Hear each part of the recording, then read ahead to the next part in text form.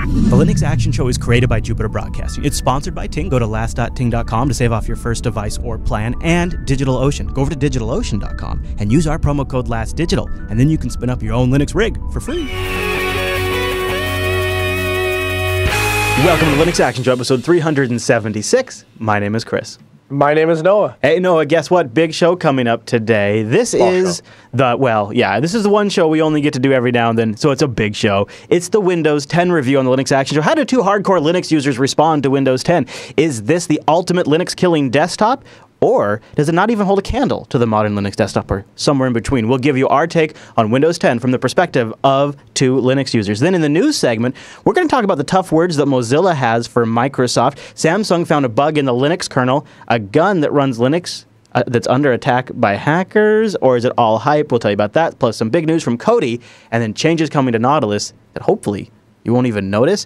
Then it's the feedback, but before all of that, Noah... The picks! It's the picks! And we got some good ones this week. You know, when you were out here a couple of weeks ago, I was like, no, you got to check out this World War II documentary. And you and I were watching it on Netflix. And then this is so funny that this came along, because it's kind of along the same lines. This World War II historian runs Linux to analyze wreckage. Check this out. It's if you watch closely, it did make it on the air. Clarity. Here we're able to get a picture you can't get any other way. Now there's a summary. It shows you what it would look like if you could take the water away. And that'll help tell us what happened to the submarine. Now watch for the Linux, Noah. I'm watching. Back at the University of Rhode Island, Clara gets to work. Ready to for start, it? You can kind of see it. Computers assemble the images. That title bar. But they can only do so Linuxy. much. So you can see we've got some issues. In problem areas, Clara will have to match individual frames by eye. Boom! There it is. That's clearly Unity. There's right there. Linux. Yeah, there it is. And so she's in there tweaking stuff, and they're doing all this. It's so cool when you see these underwater subs that are looking at history. And they're running Linux. They tried rolling out Windows 10 in there, but it kept crashing, and they had to keep launching subs, and that got to be too expensive, so they installed Linux. Wow. But the first Windows 10 joke is fired, ladies and gentlemen. I promise they'll probably get better from there. I'm not so sure though. Now, Noah, how did you come across that Runs Linux one? Was that sent in? That was sent in by Vlad K. Vlad K. Well, thank you, Vlad K, for sending that in. Vlad K, I want you to know that while it was an exceptionally great Runs Linux, I probably wouldn't have noticed it out of the bunch had I not been watching a World War documentary at the time. But it was good timing. It was good timing for that. It was really good timing. So did he send that in? So here's how you can send that in. You can go to over to jupiterbroadcasting.com and click the contact link and choose Linux Action Show from the drop-down. Email us directly, linuxactionshow@jupiterbroadcasting.com, and then we might just make it a feature. Also, it can be your own stuff that runs Linux too. We like seeing those are as better. Well. Yeah, really. Yeah, those are especially if they have video. Oh, yeah. Yeah, upload that to YouTube and then give us a link, and we'll talk about it. Hey, speaking of something we're going to talk about, it's our first sponsor this week, and that's the great folks over at DigitalOcean. Head over to DigitalOcean.com right now and use our promo code of Absolute Knowledge and Power. That way you can get a $10 discount. It's LAST Digital, all one word, lowercase, LAST Digital, when you go over to DigitalOcean. Now, why DigitalOcean? I'll tell you why. It's a great, great resource for not just the Linux Action Show crew, but for so many people in our audience. It's simple cloud hosting, and they're dedicated to offering the most intuitive and easy way for you to spin up your own server. These servers are powered by KVM. The host operating system is Linux, and all of the drives underneath are SSDs. Now check this out. You can get started in less than 55 seconds, and pricing plans start at only $5 a month. That'll get you 512 megabytes of RAM. And you know Linux. Linux is going to work that 512 megabytes of RAM. A 20 gigabyte SSD, so no longer do you need a big RAID array to have great I/O when your machine gets under load, and a blazing fast CPU, and a terabyte of transfer. And it's at great, great speeds. And that terabyte of transfer, it's not just the speed of transfer that's super important to me, but it's also the fact that I know with a terabyte, something like, pulling down my own cloud files for like the 50th time isn't going to over me, right? I'm not going to run out. Even though I'm just using it for something basic like OwnCloud and Minecraft, knowing that I have a terabyte is sort of like peace of mind. And the fact that that terabyte's connected at a gigabit means that when I pull down those files, they just blast down to my machine. And one of the cool things about DigitalOcean is they have data center locations in New York, in San Francisco, Singapore, Amsterdam, London, and Germany. So you can pick one based on your region, and then really kind of up the speed. And one of the things I've also done is sort of the reverse from that. I've picked ones that are far away from me, so that way audience members that are syncing our BitTorrent sync files and things like that can just pull it from the East Coast if they need and maybe get a little bit faster of a connection, and even though it's already blazing fast. And then last but not least, they wrap it all up with this great interface. They have a very intuitive control panel, which power users can replicate on a larger scale with DigitalOcean's straightforward API. And their API rocks. They rev it, so they keep it up to date. They take in input from the community, and a bunch of really cool apps have been built around the DigitalOcean API. So go over to DigitalOcean and use our promo code LASTDigital. LASTDigital will give you a $10 credit. You can try out that $5 rig 2 months or get a little more expensive one. They have a really simple, straightforward pricing structure. In fact, they even offer hourly pricing. You can toggle it over and see what it would cost to run these things hourly. Now, start thinking about that, right? You tie in that API so that way you could spin up infrastructure on demand when you have load or when you have testing. And they have one-click deployments of applications. You can have GitLab up there. You can have your testing suite up there, all run in Linux, or they have FreeBSD droplets as well. And then last but not least, they have really fantastic documentation. And it really helps you take it up to the next level. Get a little bit more out of your droplet. Get some backups going, solve a problem you've had from time to time. Go over to DigitalOcean.com and use the promo code LASTDigital and see why Noah and I have been using them like crazy now, since just a little bit before they became a sponsor, really. DigitalOcean.com. Big thanks to DigitalOcean, promo code LASTDigital, and thanks to our community members who use that promo code. That keeps us going, keeps us on the air. And remember, you can apply it to your account, so that's pretty cool. You can apply it to your account right away and get going. DigitalOcean.com, promo code LASTDigital. No, are you an Evernote user? I am a huge Evernote user. Evernote and Wunderlist, I think, are the two first things I install every Android device I put my hand on. So how much does it burn you that there's not an official, after all of these effing years, there's not an official Evernote client for Linux? I'll be honest with you. I have done the ostrich thing to get over it, and the ostrich thing is that I just assume that there isn't an Evernote client for anything, and it's just a web-based service like Facebook. Nobody gets mad that there isn't a Facebook app for Windows or for Linux. So that's how I look at Evernote. And if I think about it, it'll make me mad, so I just don't think about it. You know, I try to do that too, Noah, but then when I'm sitting there like actually researching on a topic and I've got a bunch of information, I got all these links and I got all this media, I immediately go, man, I wish I was alt-tabbing to another application and just pasting all this in there and saving it to some local text files. And I think there's a lot of people in the audience that feel this way. And so I was super thrilled when Tagspaces came across the subreddit, tagspaces.org. Tagspaces is an open source personal data manager. It helps you organize your files with tags on every platform. It supports Markdown, plain text, and rich text, so you can do inline images. There's a demo you can go check out online at their site. And so you can do things with like tags like getting things done, and you can have different subfolders for these things. So I've been researching a road trip across US 2 to Grand Forks, North Dakota, and I'm really worried about what the hell am I going to do when I get to Montana.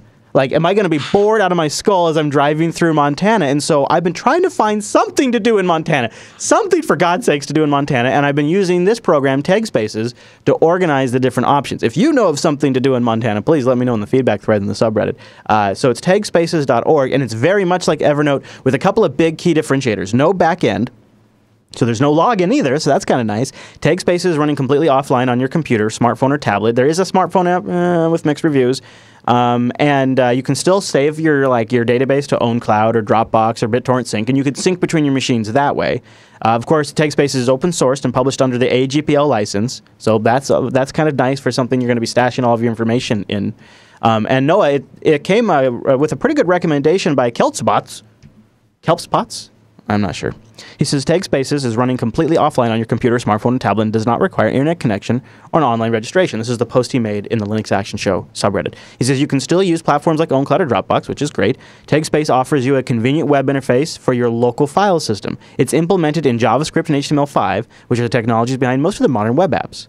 You can edit, create notes in plain text, Markdown, and HTML file formats. You can organize web pages saved in example like MHT or MHTML format. You can use Tagspaces to organize your ebook library containing PDFs or EPUB books. You can use it as a personal wiki for tracking your projects, ideas, and memories. Tagspaces. What do you think, Noah? So I love the idea. I love the concept. And if it solves an itch for you, that's great. Here's why I probably won't be switching to it. There are a couple things where I like to have control over my data.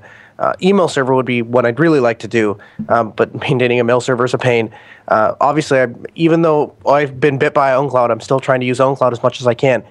But when it comes to Evernote, I use Evernote for nothing serious. It's all like little bits of information that I just have to remember for long enough. So, for example, when I do the guide for the YubiKey installation, right? That's something I keep in Evernote. And the reason for that is sometime, somewhere, someplace, a long time from now, I will be sitting down and I'll go, oh, I need to set this up again. I don't remember how I did that. I have a note there. If I had it on some sort of local system, the chances of me having that next with me are virtually nil. I think that's true unless you have a pretty good sync regimen worked out, like with OwnCloud or BitTorrent Sync or Dropbox. Like I kind of do. So I kind of always have, like, I have folders where those things are just always synced, and I point my notes programs at those. And that's kind of nice. And see, this is all under my control. It's all in plain text, too. What sync program would I use? Whichever one you want, I suppose. I think reliably. I don't trust OwnCloud to do it, and BitTorrent Sync is. Yeah, I have to exchange all those keys. That's not working real well. I don't really particularly care for Dropbox. I don't know. Maybe if I found a good for me, it's BitTorrent Sync and Dropbox so far. And you know what? Really, no, is we both should play again with Sync Thing too. Yeah. We really should. Yeah, I guess for me, if by the time I get to using Dropbox to do some of that stuff, I feel like you've lost. Why not just go back to Evernote? I don't know. Linux client. Yeah, okay. Well, there's something to be said about that, but for the most part, I'm writing the stuff in Writer or in gedit, and I'm just using Evernote to store it once it's done. I follow you. So I probably won't switch. It's a really cool application, and if at any point in time I ever do get a really decent sync solution going on, I'd probably do that. But then there's another thing too, which is that part of the problem with having your own sync solution and having your own tag space solution is that this has to be maintained. I have to do something with this. And the nice thing about Evernote is I literally, the only maintenance I've ever done is I maintain my email address and my password, and everything else is taken care of. And I realize how cloudy that sounds. I think this is one of the few instances where I'm willing to say, you know what, I'm just not picking my battle here. No, it's fine. No, it's fine. Don't care about your privacy. We'll let it go this time. No. You know, maybe you're too busy, and maybe that's what the problem is, and you need a tool that could help you save time, and that's our spotlight this week, Land Turtle by the folks from Hack5. This is pretty cool. Hey, they got a video, too. I want to play a little bit of it. The Land Turtle is a covert tool for getting shells. Hidden inside this normal-looking USB Ethernet adapter is a chip that runs open-source Turtle modules. And these modules do everything from maintaining remote access to performing man-in-the-middle attacks and scanning networks. Setting up the Land Turtle is simple. Cool. The graphical shell guides you through the whole process. And curses. And the Land Turtle is set and forget, so once you've configured it to your liking, just drop it on a network and it'll run those modules. Since it's a smart USB Ethernet adapter, you can plug it in between a computer and an Ethernet cable as usual. And now, poised as a man in the middle, you can sniff up interesting network traffic or poison DNS, redirecting websites to the IP address of your choosing. I love it. And since it's USB powered, it can be dropped on the LAN with any regular USB charger or battery pack. Love it. Best of all, the Land Turtle is completely customizable to your needs using the free open source Turtle modules. Need a persistent reverse shell on a network? Try Auto SSH. Want to integrate with Metasploit and pivot through the network? Well, use Meterpreter. Need to access every node on the LAN from wherever you are? OpenVPN will act as a site-to-site gateway, so whatever the Land Turtle can see, so can you from afar. The Land Turtle is great for penetration testers, systems administrators, and tech enthusiasts. And if you're looking for more modules, there's an entire download center to install more for free right from the Land Turtle. Learn more and get your Land Turtle now at landturtle.com. Now, that's How cool is that? Isn't that neat? Not only is it really neat, but mad respect to the Hack5 crew for this isn't like a Kickstarter either. Like, this is available to buy right now. That's nice, because this feels like something that would be like a Kickstarter Indiegogo crowdfunding device. I love their IT do not remove tape sticker they put on there, which is so perfect. And you know what? Legitimately, as a sysadmin, I'm sure you could have tons of real good uses for this. Heck yeah. Oh yeah, absolutely. It's one of the, actually. So the Hack5 group, basically, I kind of watch them from time to time. Now, this was sent in by who sent this in? This was sent in by Bent H. Bent H. Yeah, thank you, Bent. So I actually wasn't aware of it beforehand. But yeah, I had the same reaction you did. As soon as I'm watching through, I'm like, I could use that here, and I could use that here, and that would solve this problem there. And I could figure this problem. Yeah, and the more tools you have like that in your toolbox, the faster you can solve some of those problems. So now here's the cool part. You ready for this? $50. Yeah, $50. that's true. It's not very, but nothing from these guys are terribly expensive. I just think it's brilliant because it's the perfect man in the middle. Like he was saying, like if you want to do like some troubleshooting on your machine, you would just by the very nature of this thing, you can put it between your network connection and your machine and just capture all of the things. It's brilliant, and I love it as a reverse auto SSH connection.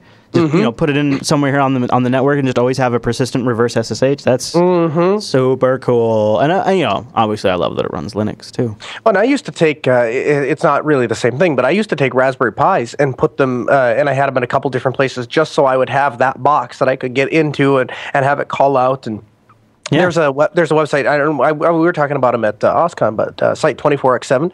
And basically, you install a little program on the Pi, and it creates a heartbeat that goes out to Site 24x7.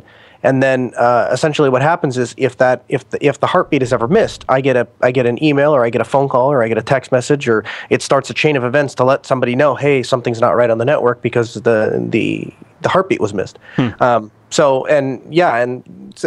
this essentially it's kind of along the same lines, right? Is that you have this tiny little computer and you can make it do work for you in the enterprise environment. Yeah. Hey, I just want to do a real quick mention. We're going to be at LinuxCon on, I think, the Monday and Tuesday, so August 17th and 18th, I think, is kind of our plans. We'll be maybe doing a Linux Unplugged live from LinuxCon. We should have a booth, and we'll be broadcasting under Linux. We'll have a live stream going. We don't have a meetup set up yet, but we will eventually at meetup.com/Jupiter Broadcasting. So you can sign up for the meetup page, and then you'll get a notification when it goes live. This is going to be in Seattle at the Sheraton Hotel, and there's going to be some big names there. There's going to be some really big names there. It's going to be neat, and we're going to have a booth. So come say hi. August 17th and 18th, I think, is our plans right now. And LinuxCon North America. I'm already looking forward to it. That's our next big live event. But Noah, with the picks all done, let's do the news.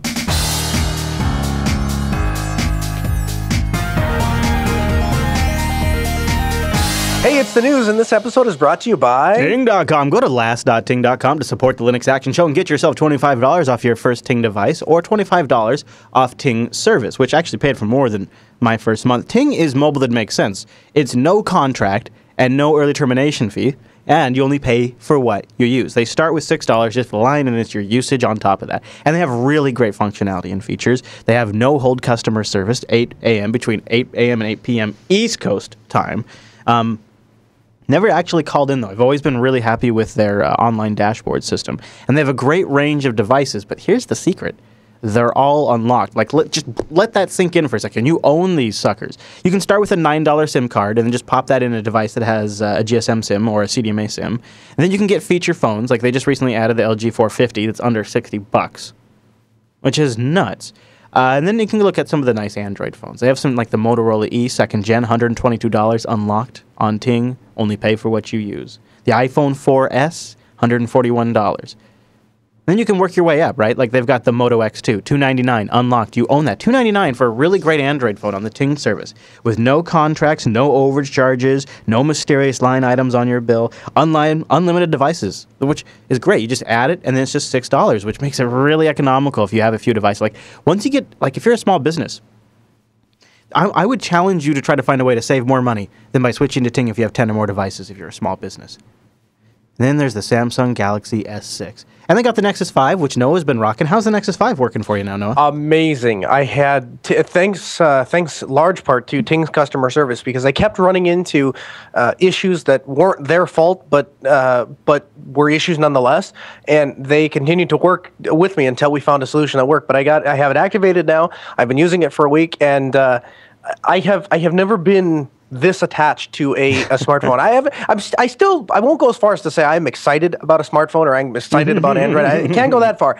But I live off the thing now. I actually, my laptop died yesterday or day before, and granted I've been vacationing, so to speak, so I haven't really had a whole lot of need to use a lot of technology, but I haven't touched my laptop. I've done everything from the smartphone. I bought a Bluetooth keyboard, a Bluetooth mouse. You scored this great picture. The camera on that thing is amazing. With the Nexus. Yeah, we're on the. So everyone is kind of making fun of me because we get on the boats and everyone's enjoying peace and quiet. And I put a podcast on and plugged it into the boat. Attaboy. And I tell you another thing too. As a side, I paired this. Have you seen those LG Bluetooth headphones? No. So basically, it's a ring that goes around your neck, and then at the base of the ring, there are two little earbuds that pop out and pull into your ears. And then when you pop them out and put them in your ears, it turns on, connects to the phone, and then they're connected. And then there's a little microphone. So yeah, they sound okay. But the advantage is when I'm done, I pull them back out of my ear and put them back, and then the whole thing shuts back down. If I get a call, the neck ring vibrates, and I can answer it, or I can play and pause. Yeah, there's a mic in it. Yeah, so and there's it was like I think $100 and some, but there it really complements being able to use my smartphone doing podcasts, because usually I just do it while I'm in the car. Now I was at a service call and I'm waiting for the contract company that we're working with to install some software. All right, put my earbud in, and hit play, and I'm listening to it. They come back to the phone, I pull it back out, and okay, do what I need to do, go back to it. I was walking up and down the halls. We were getting analysis to see where we're going to put access points. We were measuring interference and stuff like that. Yeah. I was walking up down the hallway, pull them back out, put them in, and between the Nexus 5, Ting, and my little LG headset, I feel like I have unlocked a whole new level of technology. It is. It's crazy. Because you only pay for what you use and there's no contract, it sort of changes the sensation so that it feels like it's on your terms, and so you have all this great technology, but so often in mobile, you feel like you're kind of you've been sucked in, you've been gimmicked in a little bit, you've been tricked just a little bit. Yeah. But with Ting, because it's pay for what you use, it's only $6, and you can deactivate and activate and move between devices as you want. It really does feel like it's under your control. And until you experience that sensation, you don't quite get the Ting experience. And then once you try it, it's really great. Well, and it was like when I was having trouble with this phone, I was having trouble getting it activated. If it was any other carrier, I would have said, I'm switching to the Nexus 5. Go ahead and take my number from my S4, put it on this phone, and I'm going to use it. I didn't do that. I activated this device, and I threw my S4 in the box and said, well, I guess I'm done with that for a couple months. But I didn't there's no reason to deactivate it, because like you said, $6 cost me a little over $60 for the $72 for the year to leave it just sitting somewhere. That's fine. Yeah. And so then when this didn't work out, I just ran downstairs. I'm like, well, I'm going to use this for another day, and I used it for a day. But I left the Nexus 5 activated. Actually, for a while, the Nexus 5 was activated twice, because it was activated both on CDMA and on GSM. Baller. Yeah. And then when I got done, I just kind of swapped them out. But there was no waiting for activation. There was no going into the store. There was no reprogramming the phone. That's right. None of that crap. I just turned it off. Yeah. Where else are you going to do that? All right, now we got one app pick from Kyra to get through, and I'm looking forward to this one because we only heard the first couple of seconds of the introduction. We're like, this is our app pick this week. So Kyra, take it away. In the words of our local brewery, do one thing really, really well. I'm Kyra, and this is Ting's App of the Week. Image Shrink is a simple app that lets you resize your photos before sharing them with friends or across your social media channels. This comes in handy if you're looking to save on mobile data or you need to send a picture of a certain size. Image Shrink isn't used by opening the app. It only displays the settings menu. Here, you can choose the image size and image quality, along with default apps and deletion options. There are two different ways you can resize and compress a photo using Image Shrink. Find the photo in your gallery, share with Image Shrink, choose your image size, and send to the desired channel. Or, when attaching a file from inside an app, choose Image Shrink, Gallery, select your photo, and pick your image size. And remember, your resized pics are stored in a separate directory and won't overwrite your original snaps. I like that. You can delete the shrunken images at any time inside Image Shrink's settings menu. Ooh, I like that too. Image Shrink is also great if you're in a weak network area, because you can upload a lower quality version of the image much quicker. Oh, that could be nice at conferences. You can find the light version of this app in the Google Play Store, or for an extra $2 you can buy the paid version with a few extra features. I'm Kyra, thanks for watching, and make sure to subscribe to our channel for future app reviews. Last.ting.com to get the discount and support the show. Last.ting.com. And I could see us using that because, like, when we were at OSCON, for example, I was taking pictures in Telegram and sending them to Angela so she could post online who you're talking to. And sometimes the coverage, with the Wi-Fi network or the cellular, because there's all them phones in there, can get cray. And so if you can send a lower quality picture, that's pretty nice. Last.ting.com. So let's kind of stick in the mobile arena, but we'll talk about Mozilla, and it also is related to our topic later today, Windows 10. So Chris Beard, who is Mozilla's CEO, has sent Satya Nadella, who is Microsoft's CEO, a big hug in a box. Well, sort of, kind of. He sent them an open letter where he criticizes his peer for Windows 10 and the decision to automatically update System's Windows 10 and then switch the default browser over to Microsoft's Edge browser. And particularly egregious is if you're updating, say, a Windows 8 or 7 installation and you have Chrome or Firefox set as your default browser. When you're installing the Windows 10 upgrade, if you choose to use the Express Settings option, which is A, the default, B, the Microsoft recommended, and C, the thing that most users will do, it'll automatically override your default web browser setting and change it to Microsoft Edge. And here's the other thing that's kind of tricky, is it can sometimes, under certain conditions, re-prompt the user to set it back to Edge again when they set it back to Chrome or Firefox or something like that. So, Baird writes in a download and says, I'm writing you about a very disturbing aspect of Windows 10. Specifically, that the update experience appears to have been designed to throw away the choice your customers made about their internet experience they want, and replace it with an internet experience Microsoft wants them to have. He goes on to say,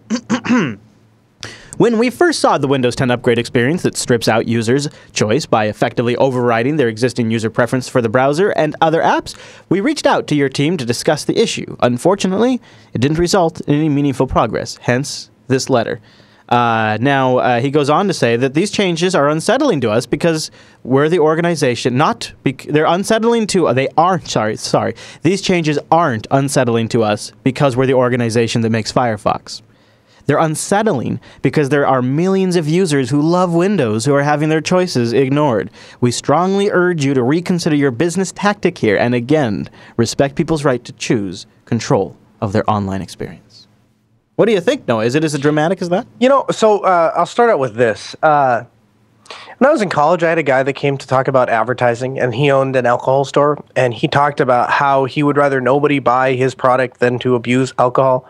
And all I could think about was that I don't believe him. I don't buy it for a second. I mean, at the end of the day, he makes a lot of money off of college kids coming in and buying beer for beer pong, and that if you are in business to make money, that's perfectly fine. There's nothing wrong with that. And by the same token, there's nothing wrong with Mozilla saying, we make a competing web browser. We happen to think our web browser is better, and most users tend to agree with us. Yeah. And so that's why we have a problem with it. This whole nonsense about we don't care because we make a competing web browser. Yeah, just drop that. Yes, you do. Yes, you do. Yes, that's why you care. Now, here's the thing, though. He's right. And second of all, I think he's also right because I think it's in poor taste that Microsoft has chosen to make Edge the default browser. It's just simply not done yet. As far as features go, it is unquestionably that Firefox offers a lot more advantages to users of and a lot more things they expect from a modern web browser than what Edge does today. Edge does the basics. We'll get to that in the Windows 10 review, but it is not feature comparable to Chrome or Firefox. And so if the user has selectively, specifically said, I opt to use this browser, in the case of Windows, that means that user, a Windows user, went out to the internet, found another browser, downloaded that browser, ran that installation, left the make it default, kept it that way after that choice, and then when they upgraded, Microsoft undid that choice and replaced it with a browser that is not competitive in features. But let's be honest. What's going to all Microsoft is really accomplishing? No, like for every reason that you just said, they are not going to gain any traction. Anyone that went through all those steps is not going to open up and go, oh, well, I guess now I use Edge because the default change. Like that's not going to happen. If you went through all that trouble the first time, you're obviously going to open. They probably don't even. All that's going to happen is when somebody clicks on a hyperlink inside of, Thunderbird or whatever the Microsoft Mail client is, they click on a hyperlink. It's going to open up, and they're going to go, "Why the heck is this open? Where's Firefox? Why isn't this opening with Firefox?" That's all they're going to accomplish. Here's the last nasty thing, though, Noah, and it makes it a little more challenging. It makes the Edge browser choice a little stickier. Is Microsoft is also, I don't know if they've removed it or changed the API that browsers can use to set the default. So now when you download Chrome on Windows 10 and you go to say, and it says, would you like Chrome to be the default browser? When you install, first time you launch a browser, it says, would you like Firefox or Chrome to be the default browser? When you say yes, it doesn't set the default browser now. It launches the control panel applet where you then can scroll down to the bottom of the screen and then from there choose the default browser. It just takes you to that window now. That's a little dirtier play. I guess, but at the same time, if you think about it, that is kind of how Android works, right? They have a global based place where you can set or reset your system default. Yes or no, So but Android also prompts you on the first time you run, the first time you go to take an action. It says which one would you like to use, and would you like to keep it that way? That's true. That's true. And you can choose to either continue to perpetuate it or just set it permanently, and then it gives you a message to show you where that global thing is. But I guess I don't fault Microsoft. I wouldn't. Do I think it's ideal? No. But do I really fault Microsoft for wanting to globalize, a system-wide setting? If they want to do it that way, I don't really care. Yeah. And frankly, I don't think they're going to accomplish anything other than pissing people off. No, you know what's funny, actually, is what it really is because this is what got Microsoft in trouble with the DOJ in the 90s. Everybody knows that, the whole Internet Explorer thing. The fact that they're even doing this again shows you how irrelevant they've become. Because they can do the very thing that got them in trouble in an antitrust suit, and it doesn't matter. Because they just aren't as relevant of a player anymore. The mobile ecosystem has made people's attention sort of turn away from the Windows, even though they still got tons of users. Like, it's just people just don't consider them as relevant anymore, and it just doesn't move the dial like it used to. And it will be interesting to see now in a couple of months what the Edge browser market share edges its way up to. That'll be interesting. So think about that for a second. If you are a company, and I've worked with some companies that had security cameras are a big one. They have a lot of security camera DVR manufacturers have their control suite runs in ActiveX and thus runs in Internet Explorer. Actually, that's probably the most prolific example I've seen. But if you are a company that is making some sort of application, who's going to develop for Edge? I mean, really, what is the competitive advantage for developing for Edge when Chrome and Firefox are such established web browsers with virtually no downsides to them? I mean, is there anyone out there that, I mean, even if you have a preference for Firefox or Chrome, is there anyone out there that would say either of those two browsers are a bad web browser, that either give you a bad experience? And they killed Internet Explorer. Good for them. That's good. Nobody liked it anyway. But the idea that Microsoft is going to invent a new web browser, I think is silly to me. All right. And I want to stop right there. I really don't want to talk about this too much more. But one more thing, just to clarify something that's coming up in the chat room. I'm not saying Microsoft doesn't have a relevant dominant position in the market. I'm saying people's interest doesn't seem to care anymore. They've made this action and it doesn't really seem to move the dial. I'm not saying they probably still have somewhere around like 1 billion users. I mean, obviously they're still a relevant platform. So last but not least, I just wanted to make that clarification. And second of all, I think the fact that the Edge isn't going to take off, people aren't going to target Edge, is another example of what I just said. They're just not a very relevant player in the sense of people's attention or developers' time. There we go. All right, moving on from that. I thought this next story was kind of interesting. Noah, you kind of on the fence about Samsung SSDs, right? Yeah, no, I'm not on the fence. I freaking love Samsung SSDs. I was really... All right. So I haven't given you my spiel? Well, okay, so hold on a second. The 840 Pro is like the best drive I've ever had. So were you a sad panda when all of this stuff coming Yes, I was a sad panda. I was furious. All right. So for people who don't know, there is a situation around Samsung SSDs where it appeared to be like a bug in the Samsung controller was hitting up against Linux rigs that had RAID 0 or RAID 10 configs and actually even causing some data loss. And they said, it looks like a bug in the trim code in the controller, something wrong with the trim code. And then there was some back and forth about whose fault it really was. Well, the thing is, the open source never lies. It appears actually it was a bug in the Linux trim code in the kernel, and Samsung has submitted a patch. Your Samsung SSDs, Noah, are not buggy. They are perfectly safe.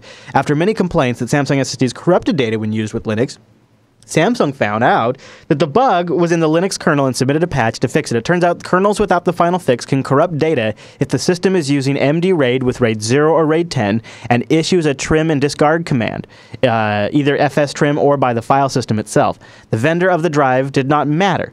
And the previous blacklisting of Samsung drives, which is what the first response was, for broken queued trim support can most likely be linked to can most likely be lifted now after other tests have been conducted.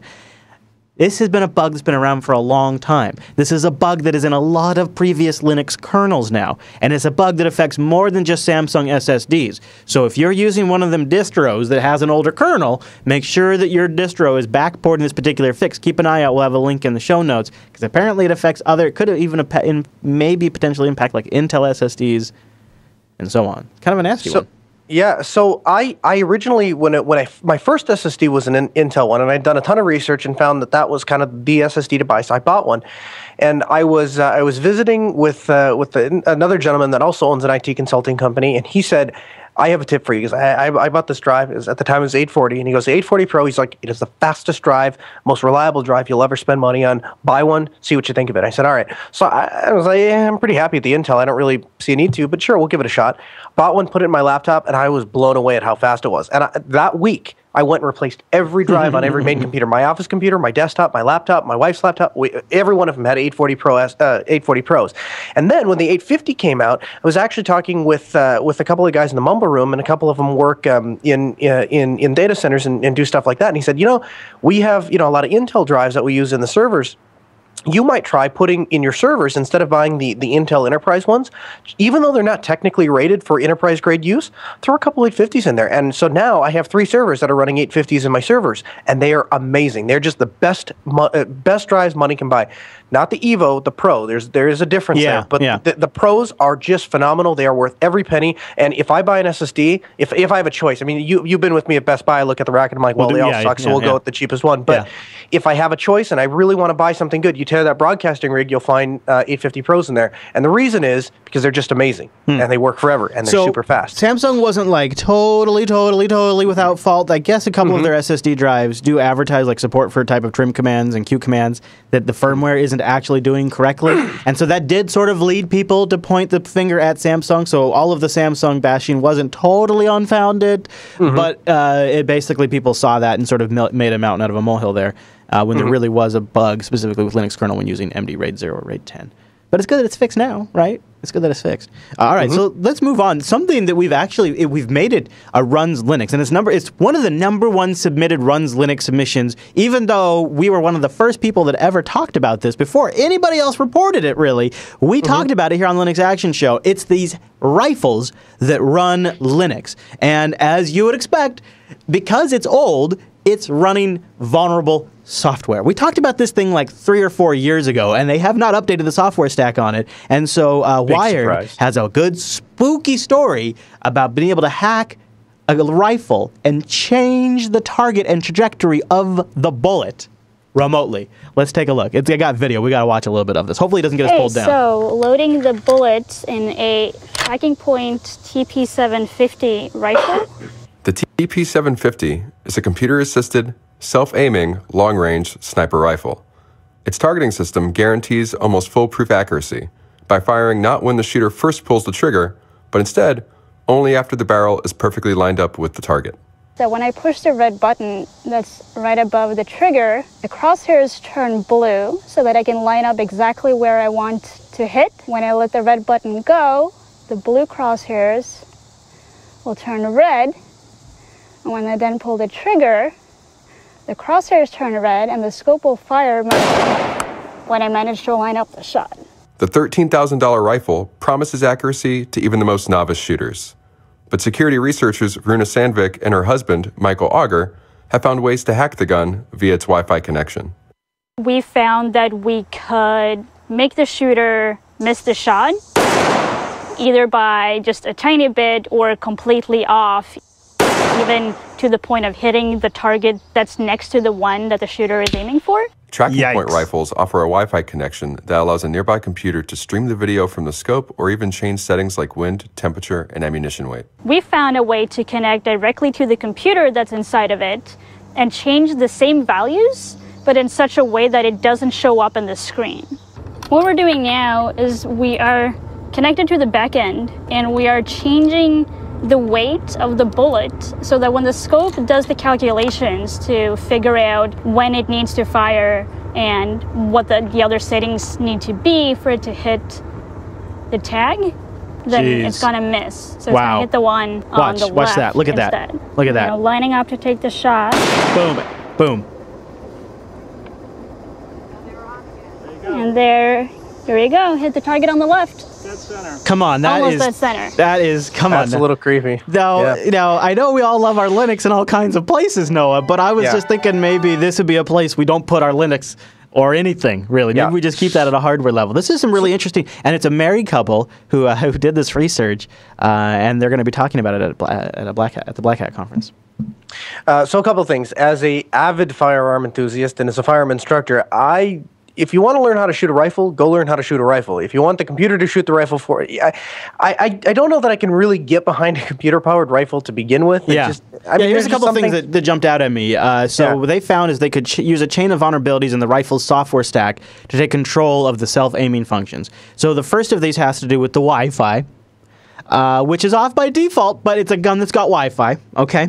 It can also be enabled so you can do things like stream video of your shoot to a network camera or to a laptop or an iPad for remote viewing. So that's why it has Wi-Fi. It's for high bandwidth, things like that. When the Wi-Fi is on, the gun's network has a default password that allows anyone within Wi-Fi range to connect to it. From there, a hacker can treat the gun as a server and access APIs to alter key variables in its targeting application. So it's got once you figure out the gun has a default password, dude. The gun has a default password. The gun has a default password, Noah. Every computer device that ships for the purpose of mass production, for the most part, has a default password. I've installed. No, you can generate random passwords or keys. Perhaps the opportunity to take that challenge on. Maybe, because Noah, it's a self-shooting rifle. Well, self-targeting shooting rifle. Let's not blow this out of proportion. You can so. Hey, hold on. No, breaking news. Memphis. Oh. I just got breaking news on my Windows 10 desktop about Memphis police. Yeah, okay, sorry, go ahead. Can we continue with the show? Yeah, go ahead. No, it's need fine. Another minute. You sure it doesn't? Well, I'm not sure. Hold on. It just gave me a notification. All right, good. Continue. Well, if Windows would allow us to continue, maybe we could finish with the show. I almost lost my thought there. No, I got it back. When you're talking about, so we look at the trajectory of a rifle or any gun really as a cone. The further it goes away from the muzzle, the wider that cone gets, right? And so you lose. So the rule of thumb is at 10 feet, 1 inch off, you'll miss your target by 5 inches. So if you look at even a rifle, even if they're at 100 yards or 200 yards, the most that even the computer is going to be able to move the targeting system, the most it's going to be able to move it, there's still a range, right? It's still somewhere downrange, so to speak. That's all it takes, though. But yeah, so yes. Just ask President Kennedy, Noah. Right, yeah. So if you happen to have the guy you want to shoot standing in a relative close proximity to the person you wanted to pretend to shoot or whatever, or then just not shoot somebody if you just wanted to prevent somebody from being shot. Yeah, I guess you could do that. Yeah. But I mean, really, I don't really see it. And I mean, let's face it, any actual team of people that are using actual rifles to accomplish actual missions are probably not using that. They're probably using I got an idea. Let's do this. Let's just open up a consulting firm. We'll call it Action Consulting, okay? Okay. And you and I will go down there and I'll be like, "Okay, here's what you do." Okay? Don't have Wi-Fi. Okay? Just do that. Don't have Bluetooth. Okay? Yep. And that'll be $10,000. Thank you so much. So here, let me take your rifle with the computer attached. I'll rip the computer off. I'll hand the computer to you. Bro. You take it, walk that way. I'll hand the rifle back to them, and we'll each take $5,000. Don't play like you don't know about USB-C. Don't play like USB 3.0 isn't a thing or USB. Don't play like they can't HDMI that stuff. Oh, okay, all right. So a hacker now is going to sneak up to the rifle and plug into it. Exactly. That's not going to happen. That's not going to happen. Just remove all the remote control stuff. Remove the Wi-Fi, the Bluetooth, the radio, whatever. And if you want a video feed out of the computer, have an HDMI cable. And if you want to update the programming, use a USB cord. Because you're probably if you're somebody that's about to murder somebody in the face, you're probably going to notice somebody coming up and hooking up an HDMI cable to your gun. Maybe unless you're in the zone, then maybe you wouldn't notice. Yeah, I don't know about the zone. I'm not a killer. Well, I'm just saying. All right, Noah. Now, what is the next story? If you were, you'd understand.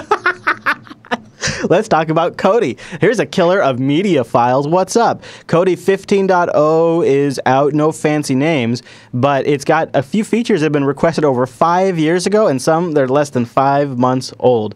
And there's now a massive amount of Android installs with this version as well. It's pretty cool. Do you want to know what you want to see my latest Kodi rig? Yeah, you got one. What you got? Yeah, I do. How are you going to show it to me? So, I don't know.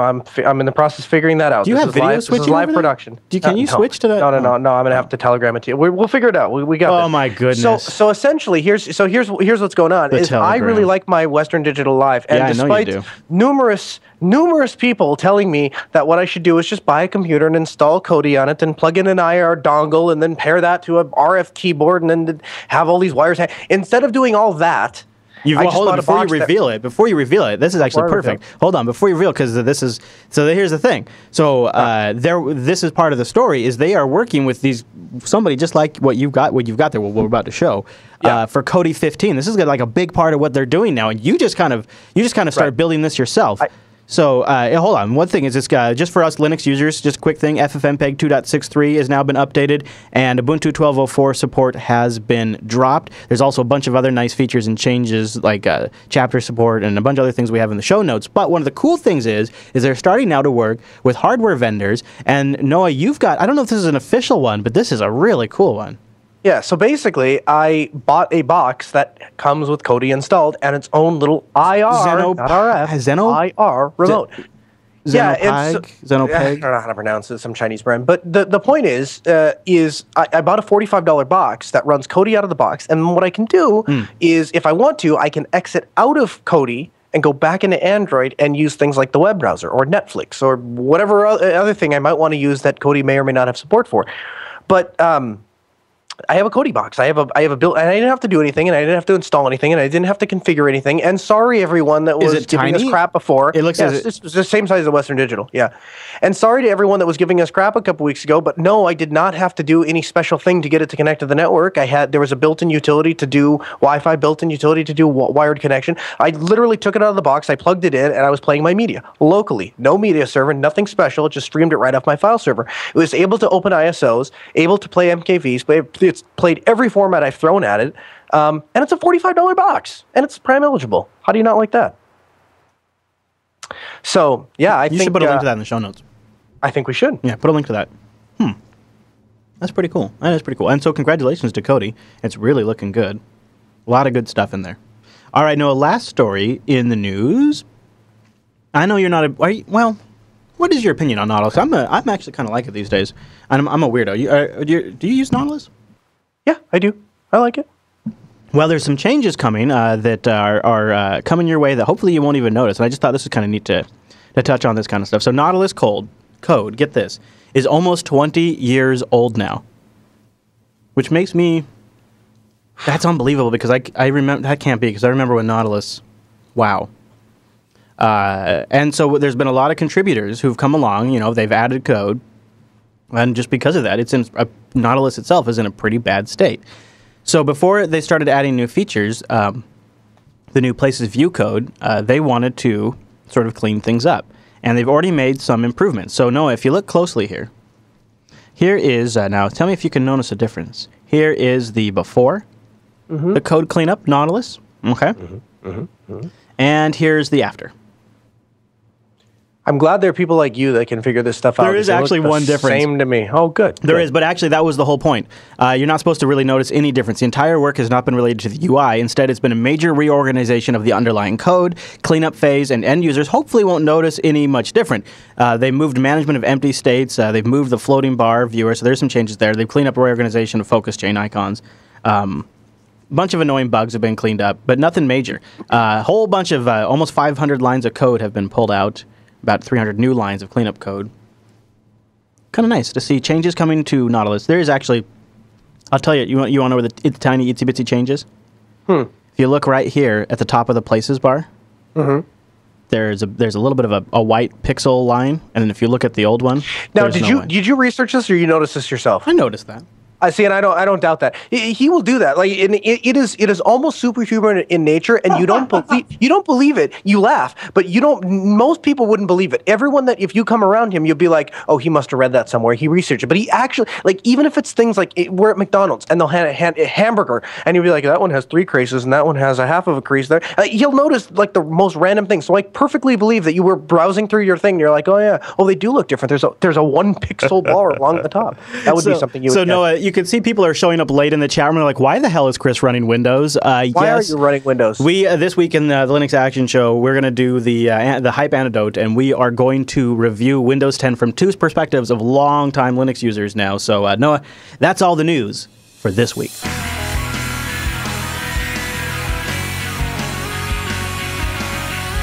Windows 10 is such an important release. Microsoft skipped version 9 altogether to get it out in the public's hand. They've been working on it pretty hard. Lots of hype around it.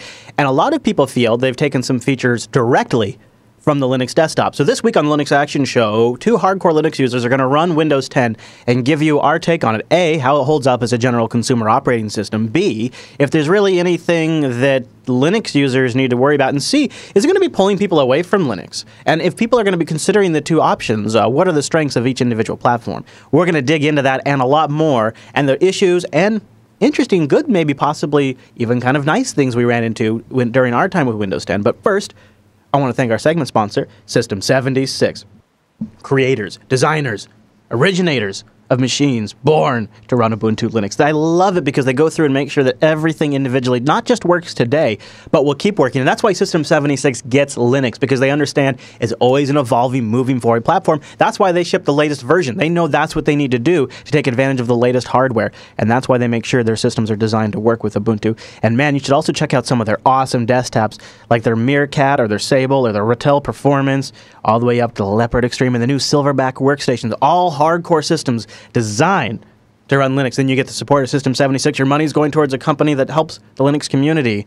And not only that, but you always know if you ever run into any issues or you want to switch distributions, it's not going to be a big hassle, because Linux is what they understand and Linux is what they support. And I love the fact that with all the System 76 rigs, I can jump around between different distributions and everything always works out really good. They've got new swag up on their site now too, and 12-month financing available. System76.com. Go over there and tell them Linux Action Show sent you when you get something, and get yourself something nice too. System76.com.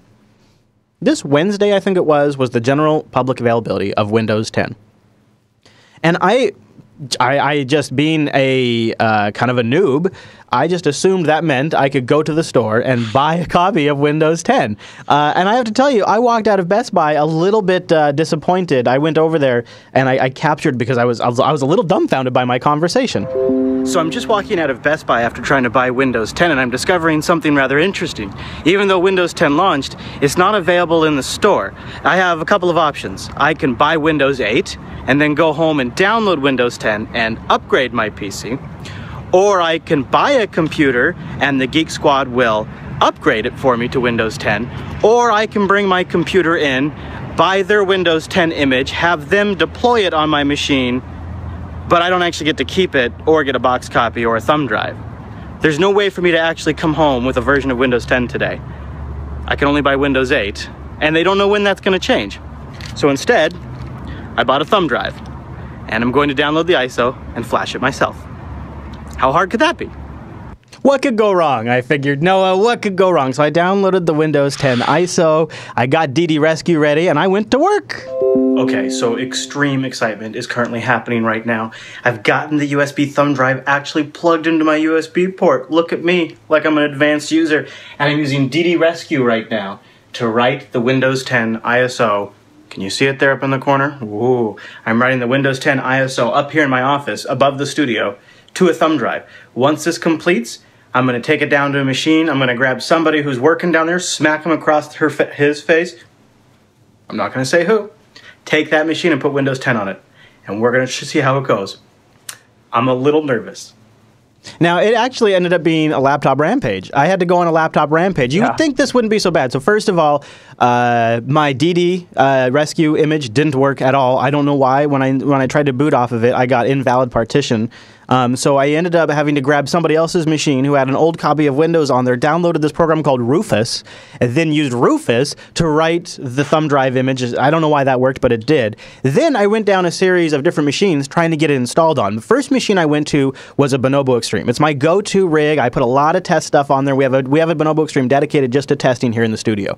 For whatever reason, this has never happened, but for whatever reason, Windows 10 installer did not detect the SSD drive in the Bonobo.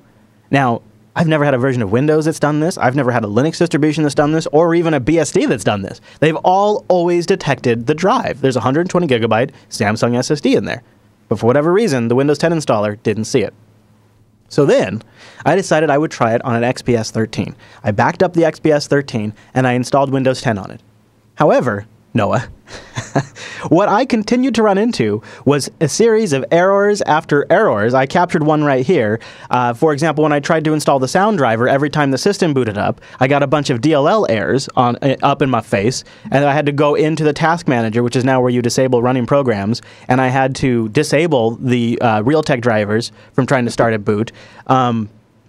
Then I had to go over to Dell's website and try to have it go through and detect my drivers using Internet Explorer, and then it downloaded a bogus driver for me, which really what I realized is I first then had to do a BIOS update, and then Windows Update did eventually manage to download it, but it couldn't download the Synaptic driver for whatever reason. It could never successfully download the Synaptics driver, so the touchpad was totally crazy. So I bailed on the XPS 13, and I went and grabbed Angela's Yoga, and I backed up her Yoga, and now I've installed Windows 10 on her Yoga. But now I don't have for whatever reason, everything works except for things like no scrolling. I don't have two-finger scrolling for some reason. You know, those kinds of things don't work. But other than that, I mean, it has been a process to get this operating system installed. So my install was way easier than yours. I didn't have nearly that much trouble. It probably doesn't hurt the fact that I own an IT company. So I went into our big drawer of disks that Dell sends us every year and pulled out the latest Windows 8, put that in the computer, installed that on a spare laptop that I had, and then you didn't upgrade.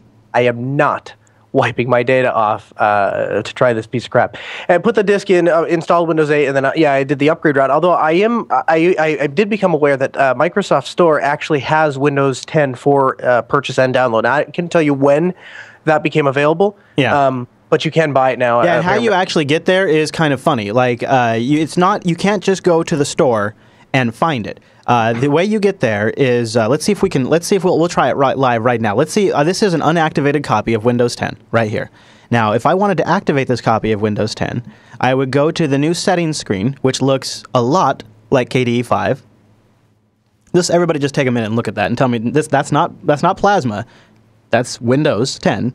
Now I'm going to go, see right here, Windows isn't activated. Activate Windows now. Now if I click this comes up. But see, I don't have a product key, and Windows isn't actually activated. So now, in the activation screen, I can now say go to store. And now when I go to store, I can then buy it for $200. But otherwise, I can't find this in the Windows 10 store. And so I did this, actually. I actually bought Windows 10 just for this frickin' review. And the reason why I had to do it is my next complaint with Windows 10. Windows 10, and actually I can show you. I can show you right now. So let's say you found these white bordered windows extremely bright and atrocious, and they kind of hurt your eyes late at night, and you wanted to darken it up a little bit, right? That shouldn't be a big deal. So now you right-click, you go to Personalize, right? You go to Personalize here. You want to change your colors? Oh, you can't do that. You need to activate Windows before you can change your color. Sorry, that slider's been disabled. Oh, you want to change your background? Yep, can't change your background. Sorry, gotta activate Windows. Now here's the other fun thing, kids, is if you sync your profile from like your previous Windows 8 installation, and you have some really crappy low-resolution background because it was an old computer and now you're on a 4K display, well, guess what? It's going to take that old background image and it won't let you change it. It just looks like crap on a 4K display unless you pay $200 to change your background. Upgrading to Windows 8 to 10 is actually is free. So if you have a new enough computer, that shouldn't be a problem, right? I didn't have a copy of Windows though. Right. Well, so I realize that's probably a minority story. Well, no, it's just because in your example, you were talking about if you had a Windows 8 with a profile with a crappy background, then you upgrade. You wouldn't have to pay $200. Right. Now here's the thing, though. So I had that very scenario happen because Windows 8 was set up on a computer I worked at, which with an OEM license. Right, so it was a machine that I had a profile on, and all of that crap. But then, I didn't own that copy of Windows, and even if I did own that copy of Windows, it's locked to that piece of hardware, like most copies of Windows are. Right, most copies of Windows are OEM. Now, I think those might be allowed for upgrades, but I didn't own that physical PC, so it was just like a go figure kind of thing. So I did actually end up activating it just so I could go through configuring everything. Now, since I've gone through multiple installs trying to do all this stuff, this particular copy is not activated. But it's a minor thing. Everybody knows that's the game with Windows. But I wanted to, before we go too far, I wanted to go back to the settings thing. This is a particularly odd duck, and this is something that I think if this was happening under KDE, we would definitely point this out under our Linux distro review.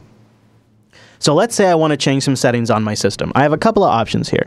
I'm going to launch the Start menu, the new Start menu, and then I'm going to click on Settings here, which is probably what you're accustomed to. This is a new screen for Windows 10. It's touch-friendly. It's very KDE looking. It's essentially an overlay for the new control panel applets, right?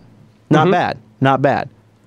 Also, though, you have the control panel, which is the same thing it's always been with all the icons Windows has ever had, like the sync center for active sync, like all this stuff. The control panel is all in here. All right, so hold on. Now it gets even weirder though, because there's then a third location for settings, where I can do things like adjust my brightness, my network connectivity. There's yet another place to adjust all of these same settings. And the weird thing is I'm not exactly sure which ones actually take effect. Like, so for example, which one takes precedence here? So I'll go to the control panel, okay? And then I'm going to go to power settings. Oh, hello, sounds. I'll go to power, and then, no, that's not power, that's home group.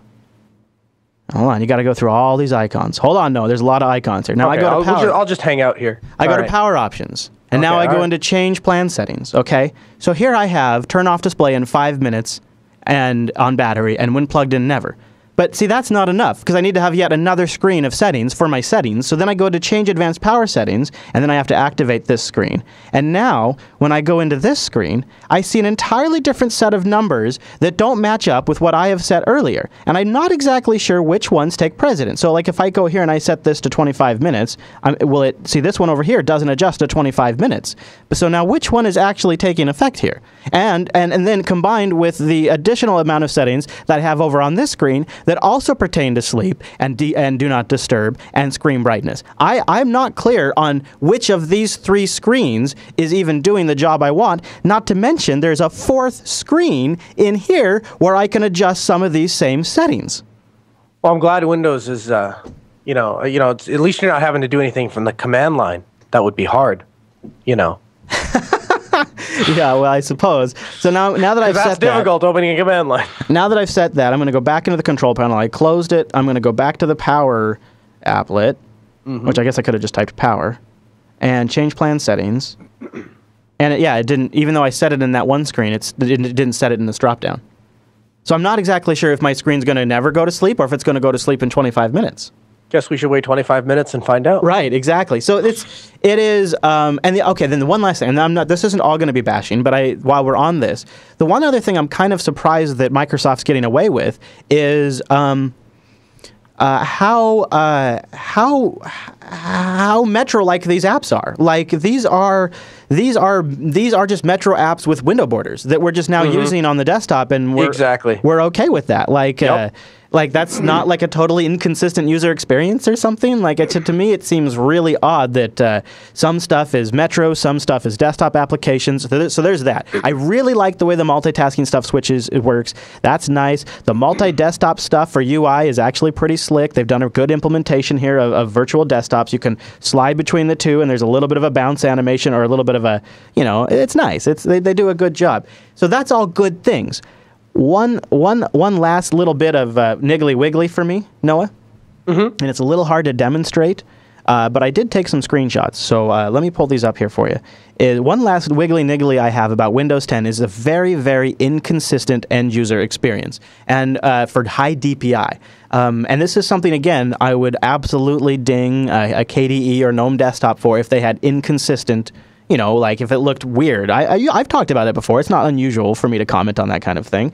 And so I noticed it in Windows 10 quite a bit. And it might be a little hard to pick up here, but I grabbed a couple screenshots here. If you can tell a little bit, the text around this is blurry. You see, and the X has a bunch of jaggies. I don't know if you can see it. I don't know. Yeah. I actually don't know how maybe I just pinch to zoom. Oh, yeah. Yeah, that's right. I can pinch to zoom. So there you go. Now, if I zoom in, you can see that the text and the OK box looks a little weird. The graphic is a little odd. A lot of the things like Event Viewer and the disk management MMC and error screens and installers, none of them are high DPI. So what you have now is you have Metro UIs that are now with borders, which look pretty good. Then you have parts of the Windows desktop like Explorer, which are high DPI and look pretty good. And then you're constantly getting these weird UI elements that don't match the rest of the Windows theme and are not high DPI. And then you have some applications like Steam Steam, which are just completely egregious, and the entire thing is low DPI and just looks like murder under Windows. And see, what Linux does differently is it just represents the application at its actual size. And what Windows is doing in the case of like a 4K display on the Dell XPS is it's actually zooming these windows up 250%. 250%. You can imagine how crappy something looks when you digitally zoom it 250%. That's what Windows 10 is doing on 4K displays, and it's like all over the operating system. It's all of the old bits of Windows that like they just like to pretend don't exist anymore, like some of the MMC snap-ins and Event Viewer and all that stuff that isn't new, isn't flashy, isn't selling Windows 10, just didn't get a lot of attention. But the end result is because Windows is so stuck in a traditional desktop legacy use case that you can't help but run into this stuff consistently on a high DPI display, and it's actually at the point where you have to kind of stop and kind of look and squint so that way you can read the text because the text is so blurry. So it's not a very good end user experience for high DPI. So I had a couple of things after I got it installed. First of all, I had been really actually concerned for some time that if I ever used Windows again, I would get kind of drawn back in or hooked back in. I'd used Windows for a long time and I'd become very comfortable with it, and I thought, well, I'll just stay away from it. And then it's kind of like a recovering alcoholic. I'm always afraid that, you know, if I go back to it, I just might stay there. And I was pleasantly surprised to learn that Windows has changed so much. The last real version of Windows I've actually used on my personal machine was XP. And Windows 10 I found was so different from XP, so different, so far removed, that it no longer feels comfortable to me. It feels like an entirely different operating system. So I was happy to see. Now, I didn't have, like I said, I didn't have nearly the trouble that you had installing it. My install actually was pretty smooth. In fact, I plugged in my printer, my little LaserJet printer, and it recognized it right off the bat, and I didn't even have to go out and download drivers for it. That they just went out and somehow found it and installed it. So that was pretty cool. I think that the actual UI of Windows 10 is a lot closer to what I would expect to see businesses use than Windows 8. There is no business that we support right now that even is considering using Windows 8. I can see how this might fit in. I don't know that I think there's a huge UI advantage over 7, and I certainly haven't seen any huge technical advantage leap over 7. But the traditional start menu, that kind of thing, goes a long ways. Now the live tiles, that is something I could actually get behind. I thought those were pretty cute. I thought they worked okay. The only thing is I did have one issue, like on the pre-show, is I very legitimately could not figure out which one was the Xbox icon and which one was my Photos icon, because the photo changes so much that I lost. So the top one there is one is my Xbox icon. It's just gray with a little dot in the middle. There's no way to really know that's my Xbox icon. There's no text that says Xbox. My Photos one is a picture of my kids during Christmas, but if that changes to something else, it can almost look like the news icon. And I don't know which one's news and which one's my Photos until I look at the small text, which is actually kind of hard to read. So now, there might be some minor tweaks that have to be done, but I guess what I'm saying is the concept of having a space on the screen that has dynamic live content, I can get behind the concept, even if the actual implementation needs some work. Well, and I'll say this, it's fast. Like, it comes up, it pops up really fast. And the apps themselves are much better this time around. Like, let's take a look, for example, at the Photos app. This is the Windows 10 photo application. And it works very much as a touch application or as a desktop application, and it has all the features you might kind of expect from these kinds of things, including like the ability to just thumb through the photos and do a freaking slideshow and do your basic editing and tuning and all that kind of stuff set as your background. So it's fine for that, but it feels like a Metro app at the same time, as long as you're okay with that. So lifetime, I mean, take them or leave them. I think that the concept is a decent idea. I was able to get my Google Calendar sync up with the Calendar app. That was kind of cool. The fact that was native and works. Of course, I can do that in GNOME. And there's a plugin for Thunderbird that I'm able to use. So I don't know, it really offered me anything, but I thought it was kind of novel. And that was where the good experience of mine ended. It installed fine, and I was able to get my printer working fine, and I thought there was some cool UI stuff, and I thought that there was some flashy candy that was kind of cool. I went to install all of my programs, and I found that a number of them just simply don't work on Windows. People always complain about the software availability on Linux. My preference for software was abysmal on Windows. I couldn't get the GIMP installed. I went to the GIMP's website. They have some testing nightly version, but it's not. They put right in there that it's not a stable version. There is no There's no just, I want to download GIMP and install it. Couldn't find that. And in fact, I have a screenshot there if that's interesting, but you can just go to the GIMP website and look. This just doesn't seem to exist. Vert Manager just wasn't available. So so for the last 3 days, I haven't been able to do any of my server management because there's just no way for me to install the Vert Manager server, so I can't access the KVM servers. I could not get part of my work done. Every time I wanted to do something, couldn't do it on my laptop. I had to either go home or go into my office to get to a real operating system to do my work, and that was frustrating. Obviously, there's no native SSH support inside of Windows, so there was no way for me to do anything even from the terminal. And I've become so accustomed to using my YubiKey that turned into a device better suited to adjusting the height of my keyboard this week because other than the one-time password, I couldn't get that to work with Windows. I did find a very extensive, irritating guide on how to make it work with Putty, but I couldn't get it to work. So I screwed around with it for a couple of hours, and I just threw in the towel and said, forget it, I'll go back again to a real machine and do it that way.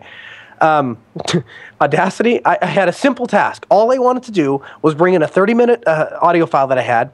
I wanted to cut it in two and export 2 of them out, right? It's a very simple task. Now, this is on a Core i7 with 16 gigs of RAM. This should be a breeze, and 3 different times Audacity crashed. Now, maybe that's because, this machine has only been in use for, what'd you say, Wednesday or Thursday we decided to do this? Mm-hmm. So this has been like 48 hours.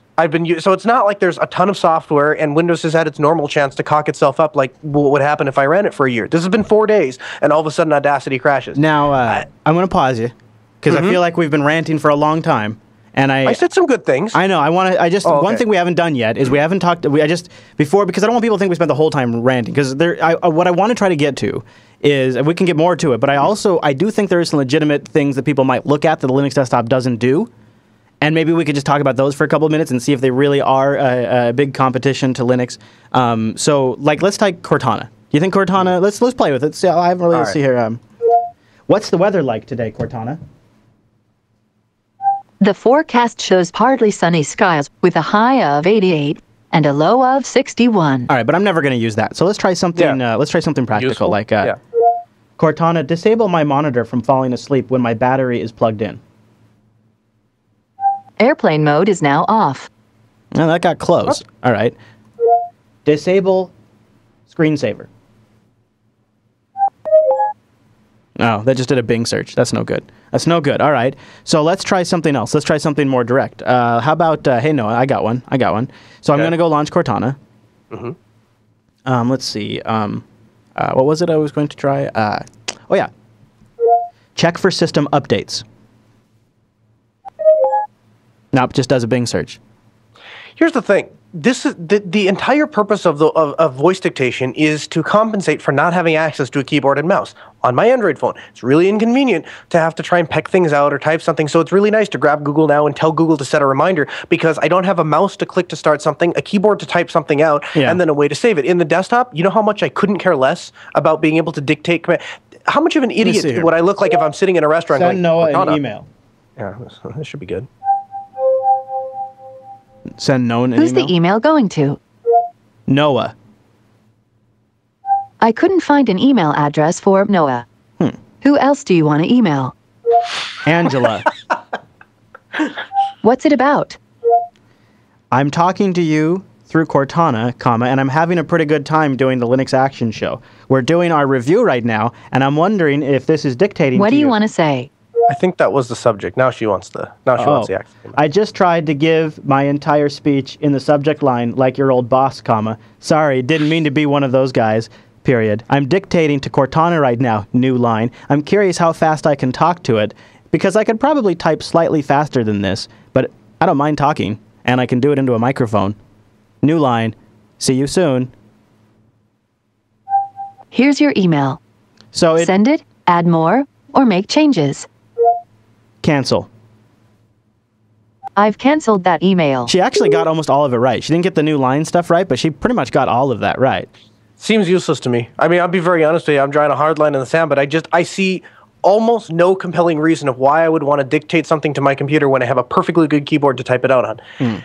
Just not me. I'm sure, and if that's you, if that's something that appeals to you, by all means. To me, it just that seems like that could be advantageous for somebody that maybe has a disability and has a difficult time typing. But for me, for a daily use, there's no time I'm ever going to prefer to dictate something to the computer rather than just type it out.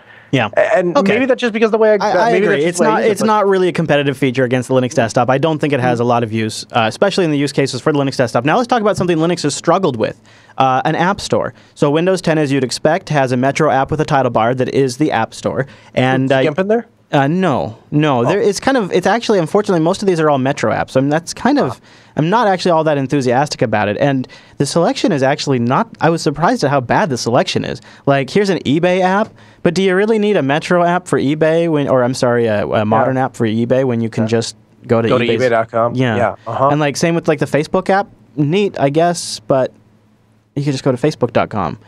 So the apps aren't really some useful apps. Yeah, like there's Firefox there's no like editing apps. There's no like here's the apps. So Splashtop Remote, AutoCAD the viewer, Hulu Plus. These are some. It is not a very. So basically, it's a bunch of websites wrapped inside of an app wrap. It's kind of a bummer. It's a bit of a bummer. That's useful. So I had some nice things to say, but like I said, then I ran into things like Audacity just crashing. Brasio wasn't available, so I couldn't back up. We were going to the lake. I was going to bring a couple movies for the kids. No way to back those up because, or at least not that I know of, because that software isn't available. And then the most irritating thing, and I don't know if you want to talk about this now or later, is what's that, baby? Windows 10 has a built-in torrent client, which is great. Is it actually torrents though? I believe so, but you can't actually use it to torrent anything other than updates from other people and for your machine to send updates to other people that are looking. I would question if it's actually torrent, but I know it's a peer-to-peer for the updates. It can use peer-to-peer, and I don't know how much is actually being used because my updates, from what I could tell, it seemed like they're coming directly from a CDN. So when we decided we were going to do this review, I reached out to a friend that does more Windows administration than I do, and that was his answer. It was torrents. I guess I don't know for sure that it's actually torrents. So here's what it says: it's just like torrents. Windows 10 is using a peer-to-peer protocol, just like torrents. Distribute some updates to people who need it. Now, I could actually see this being useful on a LAN, to tell you the truth. How do you like it that it comes on by default, and so when you turn on your machine, your next door neighbor is pulling your bandwidth to get Microsoft updates? I don't know if that is the case though. I think it only works for, actually, no, they say here it's using your internet connection. It goes beyond just, earlier in the beta they thought it was just going to be for local networks. Well, I don't love that. I don't know. So, the ability to do something like we would do in a large enterprise where we put in a local repo so that you don't get a DDoS, the repo server pulls down the updates and then all the machines pull down from that one local repo. That makes some sense, and so I guess I could see that working in an enterprise as well, but turn that crap off by default. If you're in a large enterprise, I will go and turn it on when I need that feature. Other than that, you go take your updates from Microsoft like everyone else. Yeah. So I don't know. Overall, I wasn't overly impressed with Windows, and I think, personally, here's what I walked away from. If you use Windows because you think that Windows is easier than Linux, that there's no truth to that statement anymore. Other than the fact that it may come pre-installed with the computer in a couple. I mean, not right now. That's not the case. But you know what I noticed in a year too? or two, you'll get it pre-installed. Windows 10 and then Windows 8 and Windows 7 has done this too for a long time. But Windows 10 especially spends a lot of time after installation setting up defaults, changing defaults, and it is amazing how much of the Windows 10 experience is just Microsoft setting defaults and adding a few new transparencies on top of them. I think, Noah, the big thing that I want to take away and talk about just for a couple of minutes before we wrap up our review, because I think when you're talking about features in comparison to Windows and Linux, the biggest now differentiator is no longer ease of use and setup. I installed this on 3 different machines. In all cases, Linux worked out of the box on all 3 of them. And in all cases, I had to download additional drivers, I had to do additional reboots and BIOS updates. Not on one of them I didn't have to do a BIOS update. But really, it was quite a bit of work compared to how much it took to get Linux working. But here's the big differentiator between Windows 10 and Linux. And this is more important than it has ever been, not just because of the political climate, but because specifically changes that Microsoft are making to their freaking privacy policy. And this is a really big deal. And here's the really dirty part, is this privacy policy goes into effect yesterday. All of the images of Windows 10 are shipping with an older version of the privacy policy that does not reflect all of these changes, and that privacy policy you accept in Windows 10 when you install it automatically opts you into the new privacy policy that they have now retroactively deployed after the Windows 10 RTM images were created. And it is a doozy. It is a major, major doozy, and I have it linked in the show notes, and I encourage you guys to go read up on more.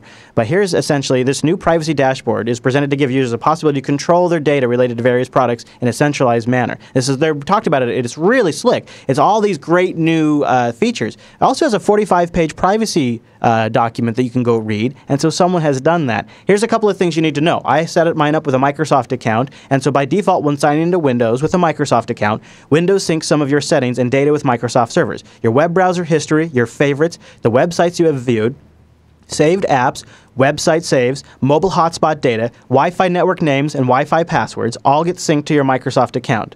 Now, here's the other thing that's great. Windows 10 automatically generates a unique advertising ID for each user on a device. That advertising ID can be used by third parties, such as app developers, to advertise networks for profiling purposes. Now, the great part is each you get a device ID and a unique ID. So if you have a Windows phone and a Windows tablet and a Windows laptop and a Windows desktop, it knows who you are across all of those devices and which device you're using, so that way they can target the best ads at your face. Also, when you turn on encryption on Windows 10, it automatically encrypts the drive, which is great, and it creates a recovery key. Yay! That BitLocker recovery key is automatically backed up to the user's OneDrive account, which means it's available by subpoena by the authorities without ever having to come to you, because that key is sitting on Microsoft servers. The Microsoft updated... That's assuming you trust Microsoft not to give the key away to authorities without a subpoena. Yeah, oh yeah. Also, the new updated terms state that they can collect basic information from your devices, including, for example, app use data for apps that run on Windows, and data about the networks that you connect to. Users who choose to enable Cortana get a whole new slew of stuff. Now, of course, how else can Cortana work, right? To enable Cortana to provide personalized experience, this is right out of the Microsoft text, word for word, and relevant suggestions, Microsoft collects and uses various types of data, such as your device location. Oh, okay. Data from your calendar, apps you use, data from your emails and text messages, who you call, your contacts, how often you interact with them on your device. Cortana also learns about you by collecting data about how you use your device and other Microsoft services, such as your music, alarm settings, lock screen, and what you view and purchase, your browser and Bing search history, and more. But that's not all. The software also collects undefined speech data. We collect your voice input, as well as your name and nickname, your recent calendar events, and the names of people in your appointments, and information about your contacts, including their nicknames. All that just happens when you turn on Cortana, which I just did. They say this is from the Microsoft text, quoted, we will access, disclose, and preserve, hold on. Let me save. I got Telegram running because somebody's been telegramming me this week. Their pictures, Noah. So they say we will access, disclose, and preserve personal data, including your content, such as content of emails, other private communications, or files in private folders, when we have good faith belief when doing so is necessary. In other words, word for word, Microsoft says they're going to access your content, such as emails, other private communications, and private folders, when they have a need to protect their customers or enforce the terms of the service, things like that. That's a lot of things you're agreeing to run Windows 10. I did not send you pictures just now. Those were a long time ago. I don't know why they're just getting to your machine now, but that was like an hour ago, just saying. Yeah. Probably we just don't want to use Telegram during the show. All right, what do you think of the Windows 10 thing, though? I don't care about the Telegram thing. Does anyone sit down with Windows to say, well, I'm really serious. I'm going to get serious about my privacy and security, so I'm going to use a secure operating system. I think some people think so, yeah. Really? Yeah. All right, so here's a little more. Brian Krebs points out, Windows 10 is sharing your Wi-Fi information with contacts. Now, it's not like super, super bad, but it's a new feature in Windows 10 that you can share a private encrypted version of your key and your Wi-Fi networks with your contacts. So you can send them to like a Skype contact or an Outlook contact or a Hotmail contact, and then they have the Wi-Fi network information saved on their Windows box, and they can just connect automatically. Networks you choose to share access to, the password is sent over an encrypted connection and stored in an encrypted file on the Microsoft server, and then sent over a secure connection to your contact's phone if they use Wi-Fi Sense and they're in range of the Wi-Fi network you shared. So then it goes out and retrieves it. Now, can they open that and read that information? So, for example, I have my Wi-Fi. Okay. Yeah, I think it's just a key. Yeah, and so as Ed Bot points out at ZDNet, the Wi-Fi sense is turned on by default. Users still have to explicitly choose to share a network, though. So when you first connect to a password-protected Wi-Fi network, you choose if you want to share access to that network with your contacts, and then you can just share that Wi-Fi network with all your contacts. Mm-hmm. That could drive some IT guys crazy, don't you think? Could you imagine that? Yeah. So I look at it from a couple different perspectives. One is that could be actually terribly useful. Do you have any idea how many times I've sat in a meeting room and right now what we do is literally hand out little cards with the Wi-Fi password on it and hope that everyone figures it out? Yeah, in some ways it could be nice. I could actually see that being hugely and at a advantageous. conference too. But where I would be concerned about it is, and again, it comes back to and I haven't used Windows wireless networking at all actually in the last 10 years, so I have no idea how this works. But in Linux, I can click show password and see what the password is that's in any of my saved networks. You can do that in some of them. I don't think you can with these ones, but I'm not sure. That would be an interesting thing if you could do that. That would be the make or break if they remain concealed. And so I can say, here, let me send the profile to this person so they can come here and do it. But I don't have to worry about that getting published on the internet or them handing it out to another friend or something like that. Great. Yeah. If, on the other hand, though, it just imports it and then they have full access to it as if I had given them the password, that makes it infinitely less usable. Then I have to set the password, and I might as well print it on a piece of paper because I have to change it when they're done. Stick it on the whiteboard. Yeah. Let's talk about... that's a while ago we've done that. Let's talk about that multi-million-dollar background. Here it is, right here, ladies and gentlemen. Here it is, the multi-million-dollar Windows 10... Oh, wait a minute. Oh, wait, that's the New Line Cinema logo. Oh, wait. Oh, that's...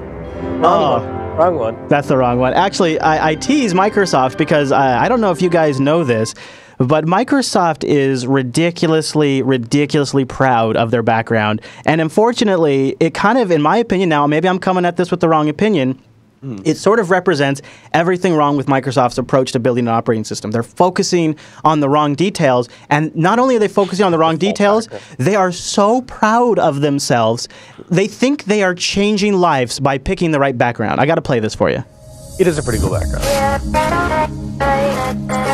It's very exciting to be an artist in these times where your medium is constantly changing. We gathered everyone here into San Francisco, this beautiful photography studio on the Mission. Assembled an amazing team. We're all collaborating to make really stunning, fun, sweet little images for 1 billion people. We built 2 installations to create the Windows logo out of light. My name is Bradley G. Munkowitz. I'm the creative director of the project, I suppose. Bradley? So I mean, you can watch the whole video. We have it linked in the show notes. But, I mean, it's a fine background. I think it's pretty nice. I don't have much good to say about Windows 10, but I actually did think the wallpaper was pretty cool. I think it looks like a 1980s New Line Cinema. All right, let me ask you this. Let's change it for a second. If that was instead of an ugly Windows thing, if that was a great bright shining penguin, would you think differently? If the penguin and all of a sudden like Linux was busting out of its chest? I think I would have a stereotypical open source guys never have a good taste for design. All right, fair enough. I mean, it's just consistent. I think it's pretty cool. Lights and lasers through blue smoke was cool in the 80s and in the late 70s. Okay, all right. So whatever, it's fine. It's fine. I mean, yeah. I mean, you're right. It is a nice background. I'm trying not to pick. What I'm trying to get at. I'm just saying when you take one logo and they've had that essentially that logo in different incarnations since the days of '95. Yeah, I guess if you're going to have to use that, it's come a long way. I don't know. I think it's kind of cool. And here's something that's kind of I can't show you, but one of the things that's kind of neat is you can change your colors based on your background and things like that. But I actually was kind of surprised at the lack of customizability here. So I want to show you these 2 screens here. So just you kind of get so I have display settings here, and then you have personalized settings here. Now these have kind of changed around a little bit. So if you maximize this here, you can see you get a little more customizability, a little more control of the colors and themes. But when it's not activated, I can't actually demo it for you. But it's actually, you know what? Like, I don't know. Like their theming isn't that great. Like you can't really tweak it as much as I'd like. And I'm really struck by how much it reminds me of the new KDE look. So I feel like I should be able to customize some of this stuff. But overall, the defaults they've picked with the new Windows 10 are pretty nice. The new Comp-Busy-like animations, they're not bad. They're not as rip-offy as I thought, but they do feel a bit like Comp-Is. The multi-desktop stuff is done well enough. It definitely functions. And the speed and performance for a fresh install seem to be pretty good. The new Start menu, one thing that's a little wonky about it is if you don't want one of these big tiles, all you just get is a big old list here on the left. It's just kind of a big old list, which just takes a while to go through. But all in all, if I was going to run Windows in like a virtualization or something like that, I'm not 100% sure what 10 would offer me over 7 if DirectX isn't a consideration. You kind of agree? Yeah, for sure. Yeah, I 100% agree. 110%. In fact, as I was looking, one of the reasons I even really agreed to do a review of Windows 10, if you had asked me to do a review of Windows 8, I would have said I'll look at it, but I can't really install it. But I know whether I like it or not. The reality is, if you work in this industry, you have to work around Windows, and so I know that the next enterprise release, the next rollout of operating systems is going to be 10. At least that's what I expect it to be, and so I need to be tangentially prepared to administrate these systems, at least on some level. So, I come at exactly the same way you do. Is it's planned obsolescence. There is nothing that made. I mean, they will discontinue support for 7. It'll reach AOL. They'll discontinue support, and then there will be security implications. But that is by design. That is because Microsoft wants there to be security implications. So you have to upgrade to 10, and not that 7 is technologically inferior in some way. So yeah, I don't have any real reason to. I would have no real reason if I was going to use Windows to jump ship. I think the big disclaimer though needs to be made for both of us. You won't understand the level of irritation we have with this stuff unless you have worked and been bitten over and over and over again and had to administrate everyone else's boxes and fix all of their problems for 10 years. And then after you do that enough times, and then you come over from that world where like the stupid activation thing that you installed 3 different computers for something that wouldn't even be a consideration on Linux because you wouldn't have to activate this crap. And the idea that Microsoft is going to prevent a single person from preventing Windows by not letting you change the theme in the desktop is absolutely ludicrous. It's just nonsense, utter and complete nonsense. And when you start dealing with tiny little stupid things like that, like you can't demo your show now on this Windows 10 box because they have that stupid activation thing, stuff like that. You deal with little things like that enough times, and you go, if I was on Linux, this just wouldn't be a problem. Yeah. And this is what you get when you take 2 people that are used to using a powerful, robust, customizable operating system that meets for the most part everything I want to do with it, everything you want to do with it, and you put us back into 1995, where the only choice is a ginormous company that just dictates how they want things to happen, and they create problems for no reason at all. I was surprised by how much of Windows 10, like once you get past it, it's still Windows 7 or previous Windows under there. It's still the same event viewer, still the same device manager, still MMC snap-ins. When you saw when I went in to get the power settings, if I really want to tweak the power settings, it's that same list of settings it's always been. And that's under the hood at 7, yeah. Yeah, fundamentally, this is kind of, I think, where the issue falls down, is the things that fundamentally didn't make Windows competitive against the Linux desktop, if the Linux desktop worked for you, haven't changed. Those fundamentals haven't been adjusted here. I think I'm pretty comfortable in saying that Windows 10 is neat. It's probably the best version of Windows since Windows 7, and since you need something that's going to be updated and supported, it's good there. No, I don't mean that. I'm not even saying that to be mean. No, Windows is the best version since 7. Well, there was another one, and it was a catastrophic failure. So, yeah, I'd say that's true. Out of the 2 versions that came after 7, I am shocked, though, when you come at it from somebody who doesn't have a Windows computer, like you just want to go buy a copy, like it is not actually that easy of an experience. I was really kind of dumbfounded. I walked out of Best Buy empty-handed. Like, wow, I just tried to spend. I cannot buy Windows. And I can't. Yeah, like that was a very odd experience, and all of it from end to end was sort of like all of it, like with the driver updates and the BIOS updates and the firmware issues, like all this stuff just. And Windows updates not completing to download and install. And I think I have one is a Synaptics driver, and another one is something for this thing. It's just I'm not used to that kind of stuff, and it's not insurmountable, but it really hits you in the face when you don't have to deal with it on a very reoccurring basis. So that stuff said, this is sort of our like we'll try it out so you don't have to. And if you've been curious if it's a big game changer, I'd say you take KDE Plasma 5, you take some GNOME things that like some of the way the virtual desktops work in GNOME, and you take a little like too much white in your face from iOS 7, and you've basically got the new look for Windows 10 with the old Windows underneath it. And new support for things like DirectX, some new technologies underneath that make it a decent, pretty solid release for Windows. But it's not making me switch away from Linux anytime soon.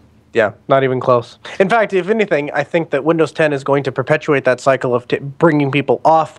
And I'm not saying they're going to go to Linux, but bringing people off of Windows. Now, whether that means they go to the Mac or they go to iOS or Android, or if I'm involved, probably Linux. But whatever that means, I think it's going to continue to draw people off of it because I think Microsoft continues to miss the ball of what people want in a desktop computing experience, and that environment is getting harder and harder to grasp because people have already kind of found other avenues to get their work done. So, all right, Noah, that means it's time for us to go format our rigs because that's the Linux Action Show's look at Windows 10.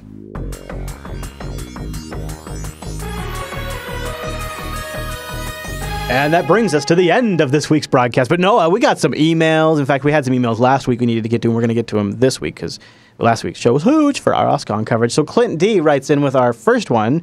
He says, I'm trying to switch someone over to Linux, but he has some CCTV cameras set up in his home, and they're connected to a DVR. Been trying to look for a client DVR, but I can't find anything that's open source. Do you guys know of anything that's available out there? Keep up the good work. Thanks, Clint D. What do you think, Noah? So I told I think that there are a lot of generic DVRs that just have like web interfaces and stuff like that. And certainly they have applications that come with the DVR that connect into them. But I am not aware of any generic, on Windows, Linux, or Mac, or Android, I am not aware of any generic camera viewing software, nor am I aware of any standardized protocol for security cameras. However, the more I think about it, the more I thought, that might be a thing. Maybe there is some sort of standard. Maybe there is some sort of generic software, and I'm just not aware of it. So I thought we'd open it up to the audience and see if anyone has a suggestion. So if there is some sort of universal standard that I'm not aware of and that you, Chris, are not aware of, and obviously the viewer isn't aware of, if there is something like that out there, particularly for Linux, I would also like to know because we do a lot of DVR installations. I wonder, and you're not thinking like something like ZoneMinder isn't going to do it. No, because ZoneMinder essentially finds hackabout ways to act. So, for example, if it has a web interface in the camera, ZoneMinder will go in and grab that and pull it out. But I am thinking, the more I was thinking about it, I was thinking it would almost be too expensive for all these different manufacturers to come up with their own software and pay their own developers. Like, I am almost not sure that I believe that they're all writing their own stuff, their own Android apps, their own iOS. Maybe there is some sort of standard and I'm just not aware of it and they just rebrand it somehow. So if that's the case, if somebody knows about it, let me know because LinuxActionShow.reddit.com. Look for 376 feedback thread. You want to grab Richard's email? Richard S. writes in, and he wants to know about Angela's switch to Linux. Love your guys' show. Been a listener for several years now and haven't missed a last Tech Talk Today, LUP, or Unfiltered since I started listening. In the process of switching my wife to Linux, as Windows 8 sucks, yes, we agree, I can't believe how cluttered Windows 8 is. Anyway, wife bought a Lenovo Yoga 3. Yoga, which is a great little laptop, but I'm having a tough time figuring out how to get the wireless going. I can get it to boot into Linux Mint, Linux Mate, and or boot GNOME, but I haven't decided which Linux distro for her yet. I've read several forums to help, and they all seem to have just a little bit different ways of dealing with this issue. Remembering that you guys switched Angela to a Lenovo Yoga, I was hoping to get some insight, i.e., in order to accomplish this, you have to do a full install in the order to install the right wireless drivers. I have been working on it via live USB and much frustration. Did you and or Noah get a post on how you got it to work on Angela's computer all weekend? Thanks for all the wonderful shows. I will keep listening. So the answer to this question is there is a way to manually load. The problem is it gets disabled in the BIOS and it doesn't recognize the function key for that particular wireless card. Now there is a way. There's a cockamamie way you can go through and mod probe this and do all that. But actually the easier way, the really easy way, the way that I did it, I just grabbed Fedora 22 and stuck it in, and Fedora actually has whatever it is, all the stuff that is needed to turn that on and off built right in. So we took Fedora, and if I remember right, I actually had to install it. I couldn't just run it live. But I installed Fedora, toggled the wireless on, and then installed everything else. And it was fine until you hit a roadblock updating. A package update, yeah. Yeah, and so then we had a little bit of an issue there. And that, what it was is basically it's a Broadcom card, and there's a two-part update. There's like a driver update and then a firmware update, or there's two parts to it. And one part got updated, and the second part didn't get updated. And so then basically the solution was go get a USB Ethernet adapter, plug it in, run the next set of updates, get that next part of the update, and I was done. It just happened to be a really poor timing where one update hit the repo and the other package didn't hit the repo, and that was the exact moment the update was done. And 20 minutes later, it was fixed. So that's happened to me. I like your idea, though. If Fedora 22 did it, that might be the way to go. Honestly, sometimes, though, I know if you're just doing this for one machine, Put an Intel wireless card in there, or an Atheros or something like that. You can't? You can't, well, unless you're really good at microsoldering and flashing EEPROM. Oh, right, they're whitelisted. Right, yeah. All right, okay, very good. Ben T, well, not very good, but I understand. Ben T writes in, hey guys, I was listening to episode 373, and I felt I needed to comment on the concern that Chris has about X2Go. Well, I have a concern. Until relatively recently, the only reason that I still use Windows 7 VM is in my environment was strictly for remote desktop access to my network. I would forward X over an SSH session and then our desktop into it. That was due to a couple of reasons. But he says, I now no longer have Windows 7 VM for remote desktop purpose in my environment. X2Go does everything I need, and it does with great performance. I can watch YouTube videos with X2Go in the window smoothly. Desktop performs great, and best of all, sessions are kept and can be picked back up later. If you need for remote desktop, I highly suggest giving it a try. If you have an SSH server set up already, then and that server has Desktop Manager installed in it, you already have most of what you need. Just add the X2Go software on the client, and you're all set. Did I give the impression for some reason that I was skeptical about X2Go? Because I've used it since it was I don't think you did, but I just wanted to underscore and emphasize that if you don't understand the how performance how really performance X2Go is, this is somebody who went out and tried it and found the same thing that you and I found. Yeah, I was wondering if the performance was still as good as it used to be. Yeah, and you could, so the fact that he's watching YouTube videos in a remote desktop session that's protected over SSH is nuts. Mm-hmm. That's nuts, yeah. Go check out that X2Go episode if you guys haven't watched that. Now, we'd like to get your feedback over to jupiterbroadcasting.com. Click the contact link and then choose Linux Action Show from the drop-down. You can email us directly, linuxactionshow@jupiterbroadcasting.com. We also have the feedback thread, linuxactionshow.reddit.com. That subreddit's also the best place to submit stories, topics, open source projects you think we need to know about, great Linux desktop apps, runs Linux, all of that, linuxactionshow.reddit.com. If there's something that didn't get covered in this show, you can help make a difference by bumping it in that subreddit and commenting on it and giving your thoughts. We take all of that into account. Noah, is there anywhere you'd like to send people throughout the week? Altispeed.com. That's where we are managing enterprise networks in the Grand Forks community. Don't know how it applies to everyone at large, but certainly if you're in the area. Actually, if you're in the area, forget Altispeed. Just shoot me a message on Telegram or email, and I'll take you out for a beer. Go at Colonel Linux on Twitter and hit him up. There you go. That'll do it. I'm at Chris LAS on Twitter, and don't forget the meetup page, meetup.com/Jupiter Broadcasting. When we get the LinuxCon stuff all dialed in, that's where you're going to find that stuff published. It should be, I don't know. I mean, we're going to have a booth, so it should be pretty easy to find us if all goes as planned. I think it's going to be a good show. All right, everybody. Well, thanks so much for tuning this week's episode of the Linux Action Show. We'll see you right back here next week.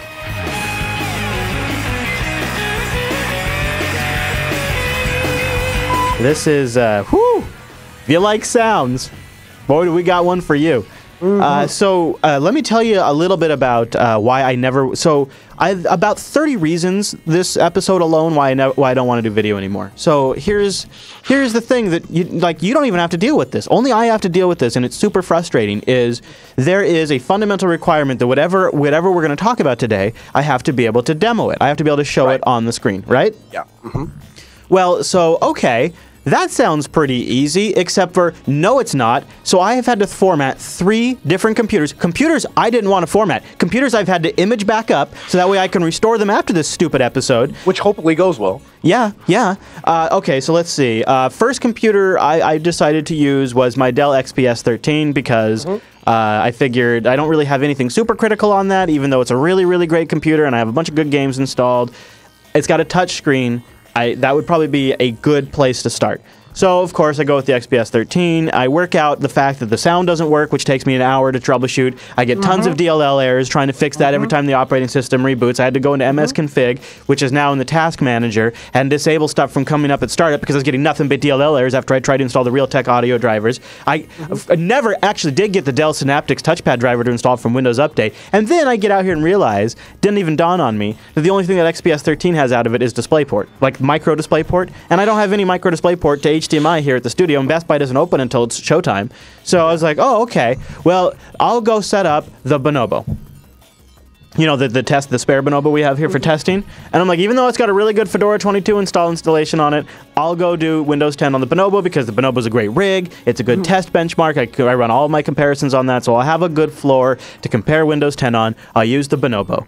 The Bonobo's got a regular old HDMI out port, too. It's gorgeous, and a dedicated NVIDIA 750 in it. So I'm thinking, this is going to be great. What could go wrong? Oh, I don't know. For some reason, I could delete all the partitions off the drive, and then after I delete the partitions off the drive, Windows 10 installer no longer sees the hard drive. So I managed to nuke the installation, but it doesn't see. In fact, what it wants to install on is the thumb drive, the frickin' thumb drive. And don't even get me. Do you have a video? Did you do any video? Because I made video. Don't even get me started about trying to actually get a thumb drive with Windows 10 on it. So then I'm down to 2 computers, and it's this morning. It is this morning I realized I don't actually have a computer I can hook up to Wirecast to demo this pile. So then I'm like, hey, Ange, can I take your Lenovo with me to the studio? Because A, it's got a touchscreen, B, it's got HDMI out, and C, I think it's probably going to run Windows 10 okay, but I'm not sure.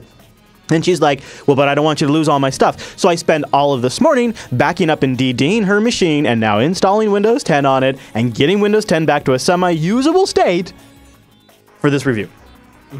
Oh, that's good. So I've nuked 3 computers in this process. And I got to say, here's the thing, though. Here's the thing, Noah. If I wasn't trying to demo it, none of that would have been a problem. If I wasn't trying to hook it up to Wirecast to show it, none of that would have been a problem. I never would have had any of those problems. Christopher. Yeah. I'm going to go out on a limb here because we're separated by 2,000 some miles and you can't actually cause me any physical bodily harm, but I don't think the issue here is the Video Linux podcast. I think the issue is the fact that we decided to do this Windows crap. Yeah. Yeah. So I found that really, really nice trailer that I was talking to you about. Yeah, you know? yeah. Uh-huh. Yeah, and of course, it sold super fast. Oh, no. Yeah, No, so... you know what the thing about RVs, and I'm finding this is especially true in your state, they're all over the place. Yeah, I know, but, that road trip's coming up. Yeah. So I'm getting a little nervous. So then... Do you have a definitive date, or is that still kind of up in the air? I'm kind of thinking about maybe, like September 15th hitting the road around then. Yeah. I mean, the thing is I also want to I have a lot of show changes I want to plan around that too. So it's, it's one of those things. Got to get all those ducks lined up. I don't know if I have. What's an easy way? I guess I could just install Telegram on this thing. I have that for this, right? I don't know. I don't know either. The things I found that weren't available were surprising. That was a problem I didn't expect to run into. Oh man, an Airstream would be a new Airstream or a used Airstream. They're both really cool. They're both really. I'd go use. Is there a mouse pointer? Oh yeah, there is.